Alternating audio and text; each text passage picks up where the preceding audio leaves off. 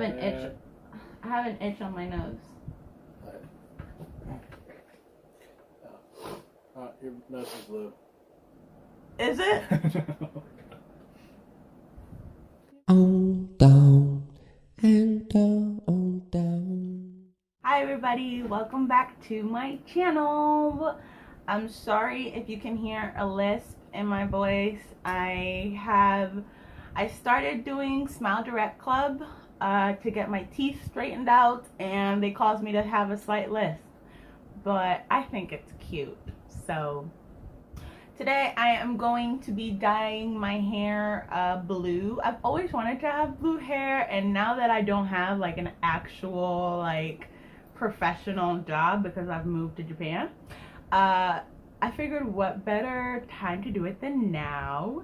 So I had blue hair for a little while, but it was the spray on thing that you like spray on and it, you know, it dyes your hair and then you kind of wash it off and it's a one-time thing. This time though, I got something that will hopefully make it last a little bit longer. This is the L'Oreal Paris Colorista Semi-Permanent Color, and it's in the, excuse me, it's in the shade Turquoise 650, and I don't know why, but they hashtag it, so hashtag Turquoise 650. No, anyways, so it's basically, it comes with some instructions. I don't really read the instructions, I just kind of look at the images, but basically you section your hair, you put the gloves on and put the color, you wait, and then you wash it out, or you wash your hair, and it's supposed to stay on your head for, I don't know how long it's supposed to stay on your head. But today though, I wanted to talk about a subject that I haven't really talked about much in my channel, which is mental illness. So trigger warning all over this bitch, because some of you may not like it, and that's okay.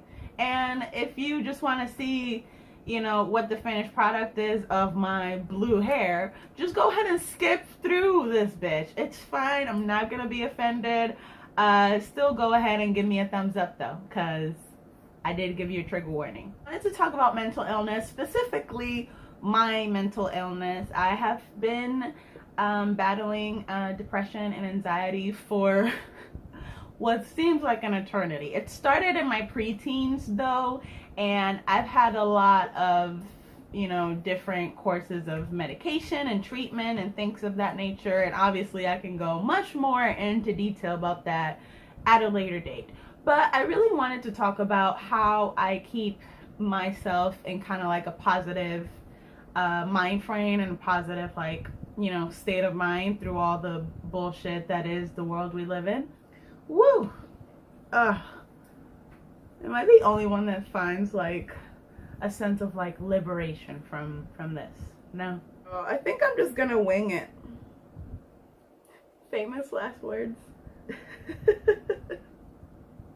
Okay. I did part my hair. This is one part, this is the other part. So I'm just gonna go ham and just do, like I said, I'm gonna focus on the ends of my hair because I only have one. Ooh, that looks a lot darker than, ooh, money shot. Okay, that looks a lot darker than than turquoise. So one of my favorite things to do to keep myself in a positive state of mind is to read. I've actually thought about doing like a read with me kind of thing on my channel, like a series where I review books, because I actually read a lot recreationally, mostly fiction, just because I need an escape from the actual world, and you know, fiction does that for me. But I actually do enjoy reading. I read novels mostly. I don't read a lot of series just because I'm too impatient. Like if it doesn't wrap up in one book, I don't think I'm going to want to purchase another book, unless it's something that really grabs my attention, like 50 Shades of Grey. honestly, I don't think I should have to make a case for reading. I think anybody should find a genre that they like and just immerse themselves into a good book. But if I do have to make a case for reading, obviously it's good to keep your mind sharp. It's good. It sometimes can help you sleep. I find sometimes that I sleep better after reading, even if it's just an article on my phone about something dumb. Update on this. I don't really know if I'm doing anything or not, but it looks nice. It looks like it's kind of turning blue.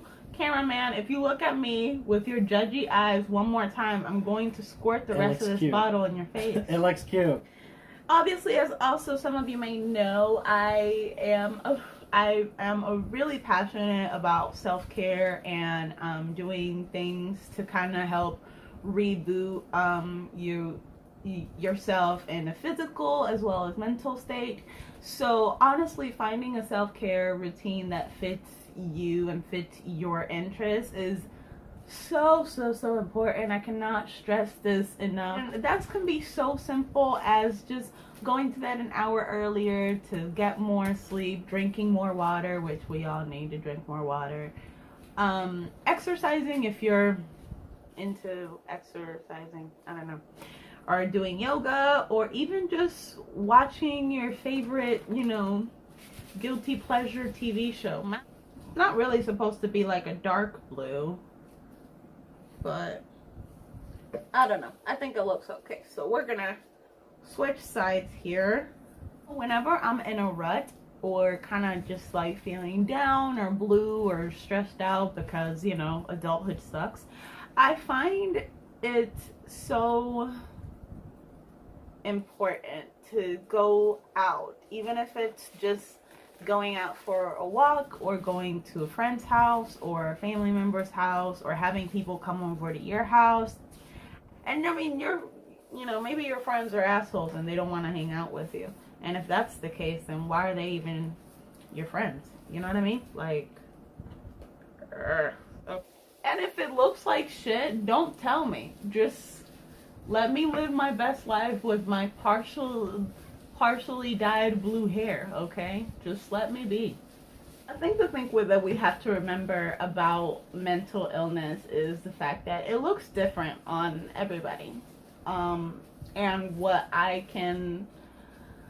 what maybe, normal, depressive or sad behavior for me is probably, not for somebody else. And I think if you suffer from a mental illness or you have somebody close to you, like a friend or a family member, or even a coworker that, is struggling, you should really take the time and have patience and take the time out of your day to understand them, and also have the patience to understand that, depression varies from person to person. It's not just it doesn't have one look. And a lot of people that seem, like they have it all together and they're living their best life, that doesn't mean that they're not struggling with something. I know this is going to sound so cliche, but something that has really made a difference for me is just meditating, and just kind of being in tune with my body and my surroundings. And I don't want to sound cuckoo or like hippie-ish when I say that, but there is a reason why, meditation has been so popular, for, centuries. And it's because it really does work. There's really some truth to it. Whether you're skeptical, whether you think it's placebo or not, there is a lot of truth in just there's a lot of truth. There is a lot of satisfaction that comes from, quieting down and doing breathing exercises, especially if you're in the middle of a panic or an anxiety episode. I find that really has worked wonders for me. you need to make yourself a priority, and you need to understand that you can't pour out of an empty cup. And whether you have a husband or a wife or kids, or you're a caretaker, a caregiver out of some of some sort, or you have a really demanding job or whatever, you can't pour out of an empty cup. And to give 100% of yourself to whatever task you have to take care of yourself. I set the timer for 20 minutes, and then I'm gonna wash my hair, and hopefully this washes out, and hopefully it looks awesome. While I'm waiting though, I really wanted to I guess deliver a deeper message. Mental illness is something that, like I said, I've dealt for a really long time, and it's still a learning. There's definitely a learning curve to it, but you don't stop learning about it, and you don't stop learning about yourself and the things you can do to improve your mood and your state of mind. I know some people like hiking, which is awesome. I love hiking.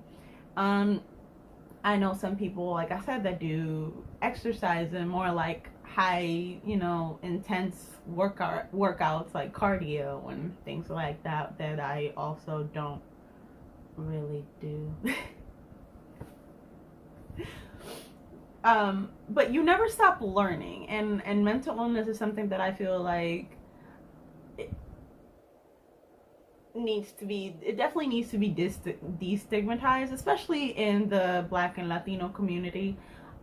There's definitely still a social stigma, and especially also for men of color, and it's not right. But I feel like we owe it to ourselves and to our future generations to really learn and really take this as a priority, to learn about what you can do and just be kind. And it's also important for you, if you are somebody who's dealing with mental illness of some sort, it's important for you to know that you are not your diagnosis.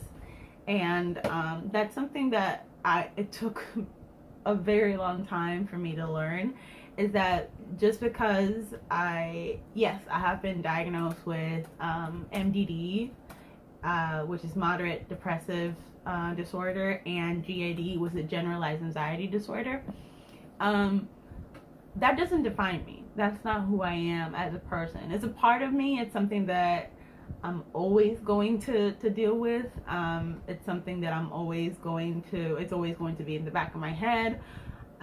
There's certain things that are going to trigger me to be anxious, or me to be sad, or me to slip into a bad state of mind. But that's not who I am. And once you understand your particular diagnosis, and once you take the time to read about it and research about it and learn about it, that's when beautiful, amazing, life-changing things can happen. You're limited edition. There's only one person in this planet that can be you, and that's you. And once you accept that, it's just so liberating. Like, it almost makes me want to cry, but I'm not gonna cry. It's a beautiful, beautiful thing, and it takes a while to get to the place where I am now. I'm not gonna lie, I'm not perfect. I still struggle. I still get anxious. I'm still a very impatient person by nature. A lot of things stress me out. I mean, I'm human. So I am in no way, shape, or form telling anybody to follow me, because you need to make your own path. But this, like I said, this is what works for me. Telling myself these things over and over and over, and meditating, and having positive affirmations. That's what has helped me get to the positive place that I'm at right now. Okay, I'm back. It's nighttime now because it took a while. This is what my hair looks. It definitely darkened it a little. You can see a little bit of hint of blue in the light. Obviously my hair is still wet. I just don't know if it's gonna dry off and be like a turquoise, like a light blue color, which is what I was going for, which is what was advertised. But false advertisement is a way of life, so I'll keep you guys updated on how this looks, and if it gets lighter once my hair dries off and it gets lighter and better, then I'll post a picture either here or here. In the meantime though, remember to stay positive, subscribe, and be kind. If you like this video, give it a big thumbs up, and I hope you're having an awesome day and an awesome rest of the week wherever you are, and I'll talk to you guys in the next one. Bye.